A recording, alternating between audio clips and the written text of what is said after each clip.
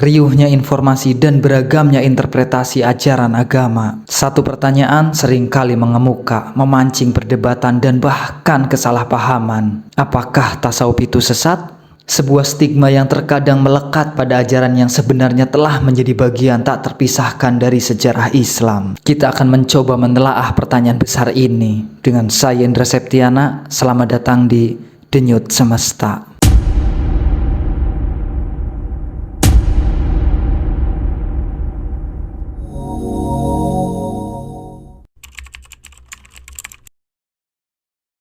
Tasawuf sebagai inti, ruh atau esensi dari ajaran Islam itu sendiri, bukan sekedar cabang atau aliran yang terpisah. Tasawuf adalah upaya untuk menghayati Islam secara mendalam, melampaui formalitas syariat menuju kedekatan dengan Tuhan, taqarrub ilallah. Ini bukan tentang ritual kosong, melainkan perjalanan spiritual untuk merasakan kehadirat ilahi dalam setiap aspek kehidupan, dari sholat hingga interaksi sosial. Agama itu tentang feel, tentang rasa, dan tasawuf adalah rasa itu sendiri. Tanpa rasa, ibadah bisa menjadi hambar, kering, dan sekedar gerakan. Kita pun bisa memandang tasawuf sebagai jalan untuk mencapai derajat ihsan, yaitu beribadah seolah melihat Tuhan atau merasa diawasi Tuhan. Tasawuf yang benar tidak akan pernah meninggalkan syariat, justru akan menguatkan dan memberi makna pada setiap praktek ibadah. Tasawuf adalah bagaimana seorang muslim bisa hidup dengan akhlak yang mulia, berhati bersih, serta senantiasa memberikan manfaat bagi sesama, mewujudkan Islam sebagai rahmatan lil alamin. Jadi, tasawuf itu jelas bukan kesesatan, tapi justru penyempurna keislaman, membawa dimensi spiritual yang seringkali luput dari pandangan agama yang sempit dan materialistis. Mari kita lihat perspektif seorang pemikir Islam modern yang visioner, Nurholis Majid, atau sering disebut dengan Cak Nur.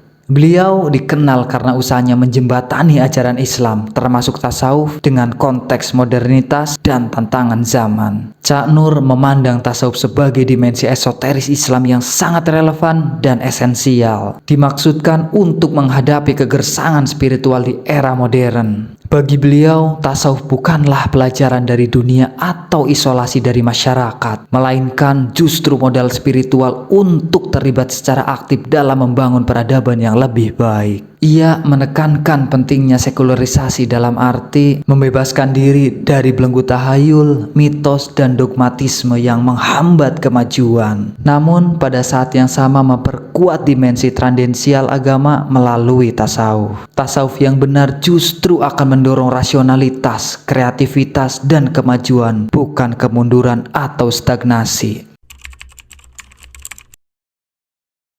Tidak lengkap rasanya membahas tasawuf tanpa menyertakan pemikiran Gus Dur, Bapak Pluralisme Indonesia.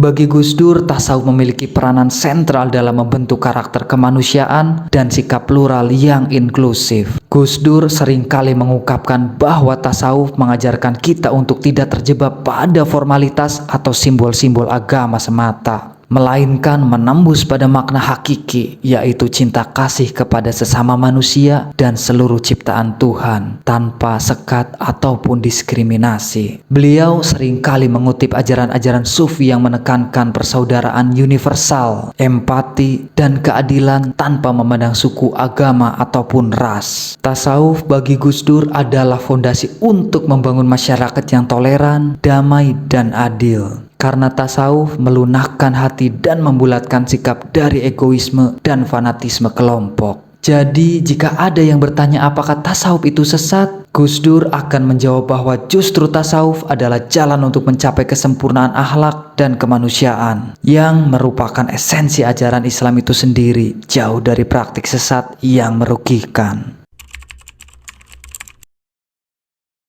Tasawuf adalah jalan untuk meluruskan cara pandang beragama yang seringkali sempit dan rigid. Tasawuf mengajarkan keseimbangan antara dimensi dunia dan akhirat, antara syariat dan hakikat. Pemahaman agama yang terlalu tekstual, terlalu kering, dan hanya melihat hitam putih yang bisa berujung pada radikalisme dan ekstremisme. Tasawuf adalah penawar bagi fanatisme dan intoleransi karena ia mendorong manusia untuk membersihkan hati dari kebencian, melihat kebaikan dalam diri sendiri maupun orang lain, bahkan dalam perbedaan keyakinan ataupun pandangan. Tasawuf juga mengajarkan fleksibilitas akal dan kelapangan hati. Semoga pembahasan ini membuka wawasan kita tentang tasawuf dan membantu kita melihat Islam dalam spektrum yang lebih luas. Mari kita terus belajar dan merenungi demi Islam yang sejati, Islam rahmatan lil alamin, rahmat bagi seluruh alam.